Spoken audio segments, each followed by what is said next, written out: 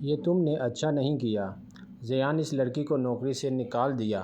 اب میں کیسے تلاش کروں گی حمدان کو سنبھالنے کے لیے؟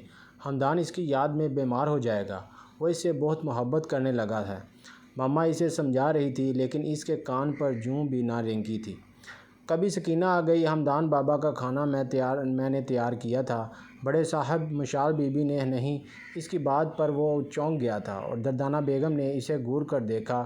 تو یہ بات تم نے یہ مشال نے کیوں نہیں بتائی؟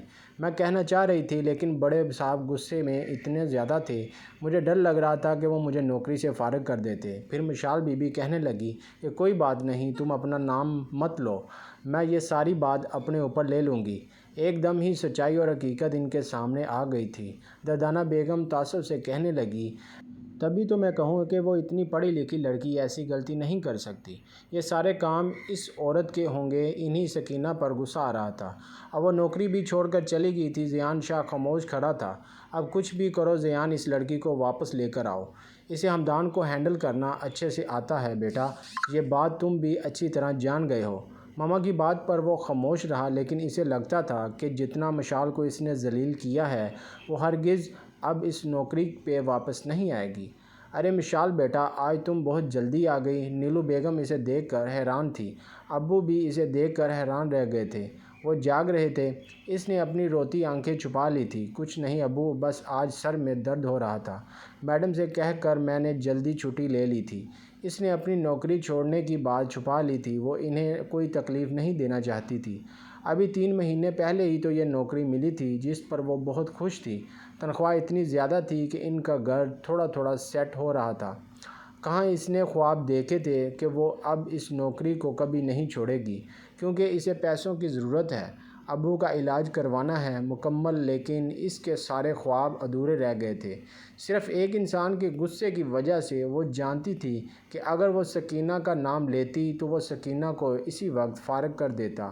وہ غریب عورت جس کے 7 بچے تھے، وہ کہاں جاتی؟ کس قدر مغرور شخص ہے۔ انا تو کوٹ کوٹ کر بڑی ہے، اس میں ایک دفعہ بھی اپنے بچے کا خیال نہیں کیا کہ وہ بچہ جو مجھ سے اتنا اٹیچ ہے، اتنی محبت کرنے لگا ہے، وہ میرے بغیر کیسے رہے گا؟ تو کیا میں اس کے بغیر رہ لوں گی؟ ابھی تک اس کی آنکھوں کے سامنے حمدان کی ہیزل گرین آنکھیں جا ہی نہیں رہی تھی۔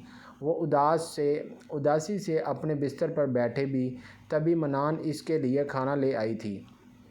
کھانا کھا لو آپی، تم اتنی پریشان کیوں لگ رہی ہو؟ وہ بہن تھی، اس کی دل میں جھانکنا خوب آتا تھا۔ جلدی سے چہرہ جھکاتے ہوئے وہ کہنے لگی، نہیں نہیں، میں کہاں پریشان ہوں، بس ایسے ہی سر میں درد ہو رہا ہے۔ وہ بے دلی سے کھانا کھا رہی تھی لیکن دل ہی دل میں سوچنے لگی کہ اب پھر سے اسے اسکول میں جانا پڑے گا نوکری حاصل کرنے کے لیے۔ تو کیا پرنسپل اسے نوکری پر رکھ لے گی؟ یہ سوال منہ کھولے اس کے سامنے کھڑا تھا۔ اب آپ کیا لینے آئی ہیں؟ جب تو نوکری پر لات مار کر چلتی بنی، بتانا بھی گوارا نہیں کیا کہ میں یہ نوکری ریزائن کر رہی ہوں۔ پرنسپل اسے کھڑی کھڑی سنا رہی تھی، آئی ایم سوری میڈم، لیکن پلیز مجھے نوکری کی ضرورت ہے۔ جب تک مجھے کہیں دوسری جگہ نوکری نہیں مل جاتی، مجھے آپ یہاں پر ہائر کر لیں۔ وہ ان کی منتیں کر رہی تھی۔ اچھا تو اسی وجہ سے آپ یہاں نوکری کریں گی جب تک دوسری نوکری کا آسرا نہیں ہو جاتا، اور پھر سے اسے لات مار کر چلتی بنیں گی؟ ہرگز نہیں، اب ہم بار بار یہ رسک نہیں لے سکتے۔ ابھی کوئی جگہ خالی ہوگی تو پھر میں آپ کو فون کر کے بتا دوں گی۔ پرنسپل نے اسے چلتا کیا تھا۔ تپتی دھوپ میں وہ اس اسکول سے باہر نکلی آئی۔ 3 دن سے وہ نوکری تلاش کرتی پھر رہی تھی۔ گھر والوں کے سامنے اس نے بہانہ بنا دیا تھا کہ حمدان اپنے پیرنٹس کے ساتھ دوسرے شہر گیا ہوا ہے، اس لیے وہ چھٹیوں پر ہے۔ پیدل بھی پیدل سڑک کنارے چلتے ہیں، ماتھے سے پسینہ صاف کرتے وہ پریشان سوچوں میں مگن تھی۔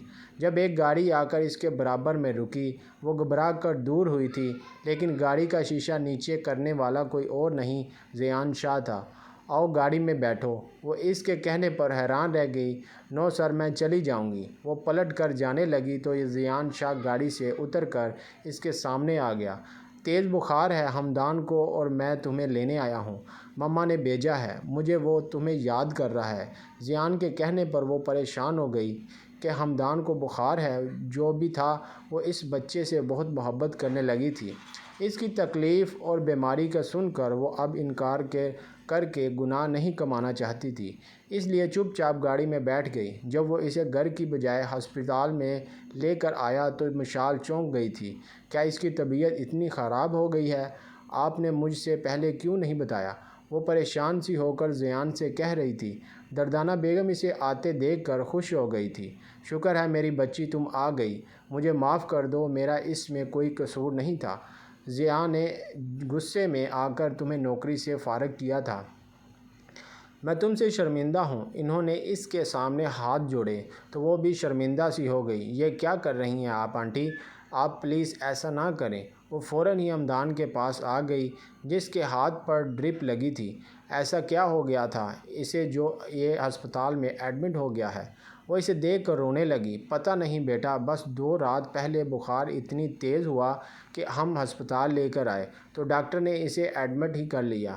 اب پریشان مت ہو، کچھ نہیں ہوگا، اس سے یہ بالکل ٹھیک ہو جائے گا۔ وہ پیار سے اس کے سیاہ بالوں میں انگلیاں پھیرتے ہوئے کہنے لگی، پھر پوری رات اس کے سرہانے بیٹھی رہی۔ بیٹا تمہارے گھر والے پریشان تو نہیں ہوں گے؟ دردانہ بیگم پریشانی سے اسے کہہ رہی تھی تو وہ ایک دم چونکی۔ جی نہیں، معلوم ہی نہیں کہ میں یہاں پر ہوں۔ اور وہ بے چین سی اٹھ کھڑی ہوئی۔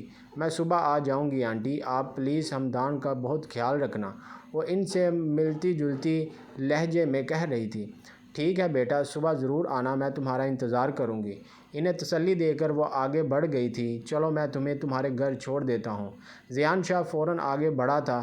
نہیں مہربانی آپ، میں چلی جاؤں گی۔ وہ سڑک پر کھڑی کسی رکشے کی تلاش میں تھی، تبھی وہ فوراً اس کے پیچھے آیا تھا۔ اتنی رات کو اکیلی رکشے میں جائیں گی، مناسب نہیں لگتا۔ آپ بیٹھیں گاڑی میں آپ کو چھوڑ دیتا ہوں۔ اس کے 2 ٹوک لہجے کہنے پر کچھ بھی نہ بول سکی تھی، پھر اس کی گاڑی میں بیٹھ گئی۔ میں ایکسکیوز کرتا ہوں آپ سے، اس دن میں جو بھی میں نے غصہ کیا تھا، دراصل جب سے حمدان میری زندگی میں آیا ہے، یقین مانیے پوری زندگی جیسے ایک دائرے میں گھوم رہی ہے۔ وہ بھاری لہجے میں کہہ رہا تھا، جبکہ نشان اس مغرور شخص کے منہ سے اپنے لیے اتنا نرم لہجہ دیکھ کر حیران تھی۔ میں سمجھ سکتی ہوں جو آپ کہنا چاہتے ہیں۔ اتنا کہہ کر وہ خاموش ہو گئی تھی۔ اس نے کبھی بھی یہ سوال نہیں کیا تھا کہ حمدان کی ماں کہاں ہے، تو اس دنیا میں ہے، زندہ ہے یا مر چکی ہے۔ اسے نہیں معلوم تھا اور نہ ہی اسے پوچھنے کا حق بنتا تھا۔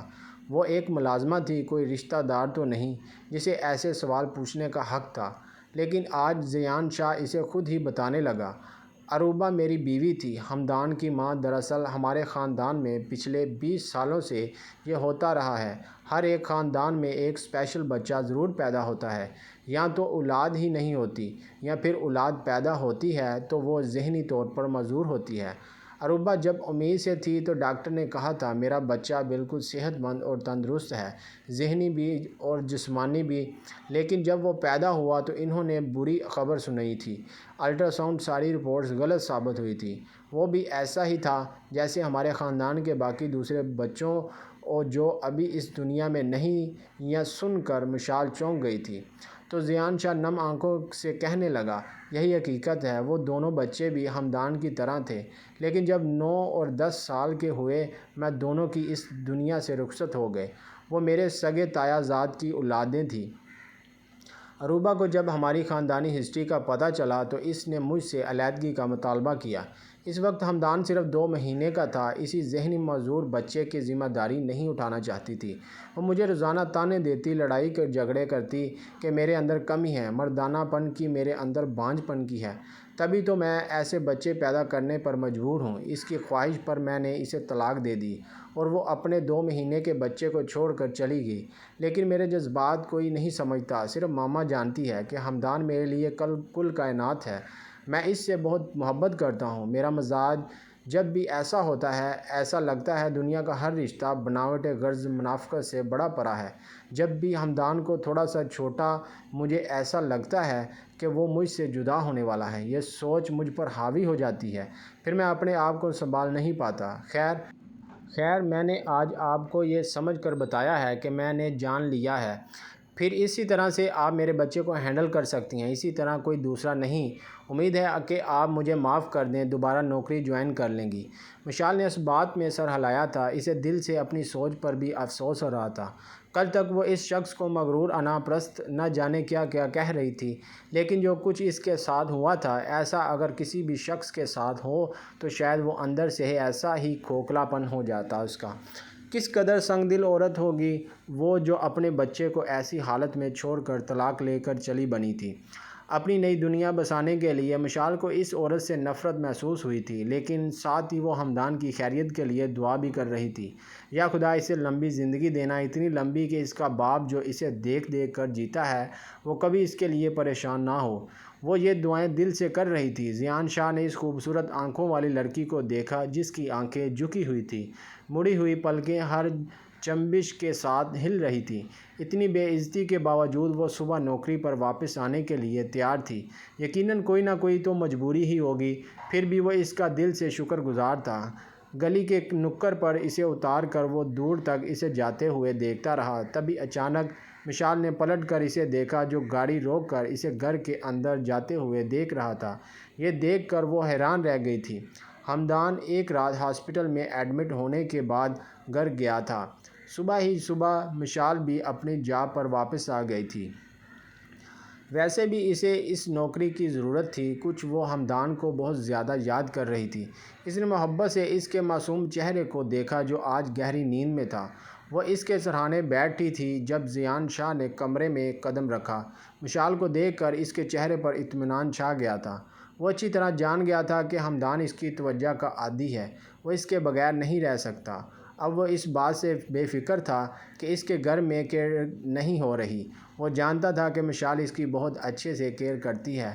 دردانہ بیگم نے اسے اس بات کا یقین دلایا تھا جب اس سے ڈاکٹر نے اروبہ کی گود میں لا کر دیا اور اسے یہ خبر سنائی تھی کہ اب آپ کا بچہ اب نارمل ہے۔ یہ سنتے اروبہ نے اسے گود میں ہی لینے سے انکار کر دیا تھا۔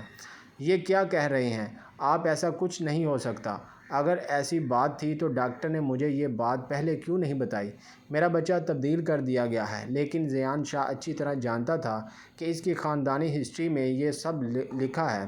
اسے ایسے ہی بچے کو قبول کرنا تھا۔ اس نے ہمدان کو اپنے سینے سے لگایا لیا۔ اروبہ، اگر اللہ نے ہمیں اس آزمائش میں ڈالا ہے تو وہی اس سے نکالے گا۔ ہمیں اس بات پر صبر کرنا چاہیے۔ اس نے اسے سینے سے لگانا چاہا لیکن اروبہ نے اسے دھکیل دیا تھا۔ نویں، مجھے ایک صحت مند بچے کی خواہش تھی، نہ کہ ایک ذہنی معذور بچے۔ میں کیسے سنبھالوں گی اسے؟ میری سوشل لائف ہے، پوری زندگی ڈسٹرب ہو جائے گی میری۔ اسے سخت غصہ آ رہا تھا اور پھر لڑائی جھگڑے اتنے بڑے کہ اس نے ہمدان اور زیان شاہ کو ہمیشہ کے لیے چھوڑ دیا تھا۔ لیکن وہ ہمدان کو نہیں چھوڑ سکتا تھا۔ وہ اس کے جگر کا ٹکڑا تھا، بہت زیادہ محبت تھی اسے اپنے بچے سے۔ آج سے یہ ساری باتیں یاد آ رہی تھی۔ کمرے کی کھڑکی میں کھڑا وہ لان میں موجود مشال کو دیکھ رہا تھا جو اس کے بچے کے ساتھ بچہ بن کر کھیل رہی تھی۔ ہمدان اسے دیکھ کر ہاتھ ہلا رہا تھا، اس کے چہرے پر سچی خوشی تھی۔ وہ اس لمحے بہت معصوم، بہت پیارا لگ رہا تھا۔ کیا دیکھ رہے ہو بیٹا؟ اچانک ہی دردانہ بیگم اس کے پیچھے آ کر کھڑی ہوئی تو وہ چونک گیا۔ کچھ نہیں ماما، بس میں دیکھ رہا ہوں کہ ہمدان اس لڑکی کے ساتھ کتنا اٹیچ ہو گیا ہے۔ اگر کل کو اس کی شادی ہو گئی، یہ جاب چھوڑ کر چلی گئی تو ہمارے لیے پریشانی کھڑی ہو جائے گی۔ ہاں تم صحیح کہہ رہے ہو زیان، تبھی تو میں نے ایک فیصلہ کیا ہے۔ کیسا فیصلہ ماما؟ وہ حیران ہو کر کہہ رہی تھی۔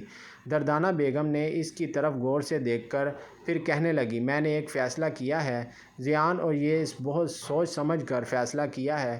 یہ میری بات یاد رکھنا، پہلی شادی تم نے اپنی مرضی اور اپنی پسند سے کی تھی، وہ عورت جو بے وفا اور بے ہی گھٹیا نکلی تھی۔ لیکن دوسری شادی کے لیے میں نے تمہارے لیے لڑکی دیکھی ہے، اور وہ لڑکی کوئی اور نہیں بلکہ مشال ہے۔ میں اسے ہمیشہ کے لیے اس گھر میں لے آؤں گی۔ کیا یہ آپ کیا کہہ رہی ہیں؟ کیا یہ جانتے ہوئے بھی کہ ہمارے خاندان میں ذہنی معذور بچوں کا جنم ہوتا رہتا ہے وہ مجھ سے شادی کرے گی؟ یا یہ ناممکن ہے؟ میں کسی لڑکی کی زندگی نہیں برباد کر سکتا ماما، اور پھر وہ ساری زندگی ہمدان کی ذمہ داری نہیں اٹھائے گی۔ وہ ایک کنواری لڑکی ہے، میں شادی شدہ ایک بچے کا باپ ہوں۔ اس نے حیران ہو کر دردانہ بیگم کو دیکھا تو وہ مسکراتے ہوئے کہنے لگی، مجھے یقین ہے کہ وہ اس بچے کی ذمہ داری اٹھائے گی، وہ بھی بہت محبت سے، کیونکہ وہ جس طریقے سے اسے سنبھالتی ہے، اسے کھلاتی پلاتی ہے، مجھے لگتا ہے کہ اس کے دل میں بھی ہمدان کے لیے سچی محبت پیدا ہو گئی ہے۔ ایسا کچھ نہیں ہے ماما، وہ صرف یہاں نوکری کر رہی ہے، اب اسے اچھے پیسے دے رہے ہیں، اسی لیے وہ خوش ہو کر ہمدان کو سنبھالتی ہے۔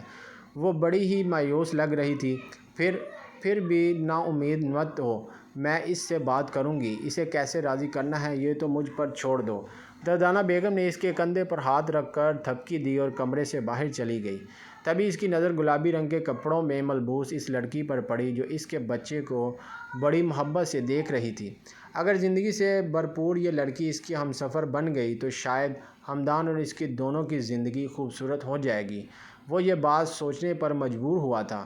یہ کیا کہہ رہی ہیں آنٹی آپ؟ دردانہ بیگم کی بات پر وہ ہکا بکا رہ گئی تھی۔ بیٹا کیا آپ کو میری بات بری لگی ہے؟ دردانہ بیگم کے لہجے میں اداسی تھی۔ نہیں نہیں آنٹی، مجھے برا نہیں لگا، لیکن میرا اور آپ کے بیٹے کا کوئی جوڑ نہیں ہے۔ میں انتہائی غریب فیملی سے ہوں، اپنا گھر چلانے کے لیے نوکری کر رہی ہوں۔ آپ لوگوں کی حیثیت بہت اونچی ہے آنٹی، وہ اتنے ہینڈسم، اتنے رئیس ہیں کہ انہیں تو کوئی بھی مل جائے گی۔ وہ سر جھکائے عاجزی سے کہہ رہی تھی۔ بیٹا زیان کو تو کوئی بھی لڑکی مل جائے گی، میں جانتی ہوں، اس کے لیے لڑکیوں کی کمی نہیں، لیکن میرے ہمدان کو کوئی بھی لڑکی ماں کا پیار نہیں دے گی سوائے تمہارے۔ ان کی بات پر وہ حیران رہ گئی تھی۔ میں صرف تمہارا جواب جاننا چاہتی ہوں، تمہارے پاس سوچنے کے لیے وقت ہے، تم مجھے آرام سے جواب دے دینا۔ لیکن بیٹا مجھے مایوس نہ کرنا۔ وہ حیران رہ گئی تھی۔ کہاں وہ آسمان کا چاند اور مشال جو اپنی زندگی میں اچھے دنوں کا انتظار کر رہی تھی، لیکن اس کے اوپر صرف اس کی ذمہ داری تو نہیں تھی، وہ تو ان خاندان کو پال رہی تھی۔ وہ محض اپنی خوشیوں کے لیے کسی اپنے گھر والوں کو کہیں کہ وہ شادی کرنا چاہتی تھی، بس یہی سوچ سوچ کر وہ پریشان تھی۔ ابھی تک اس نے دردانہ بیگم کو کوئی جواب نہیں دیا تھا، لیکن اس دن جب وہ ہمدان کو کھانا کھلا رہی تھی تو اچانک ہی زیان شاہ اس کے پیچھے آ کر کھڑا ہو گیا۔ مما نے کچھ کہا تھا آپ سے، تمہاری کوئی جواب نہیں آیا؟ اس کی بات سن کر وہ حیرت سے اچھل پڑی، مارے شرم کے اس سے کچھ بولا ہی نہ جا رہا تھا۔ تو کیا وہ اس بات سے واقف تھا؟ میں ساری زندگی ہمدان کی ذمہ داری اٹھانے کو تیار ہوں، لیکن میں شادی نہیں کر سکتی۔ اس کی بات پر زیان چونک گیا تھا۔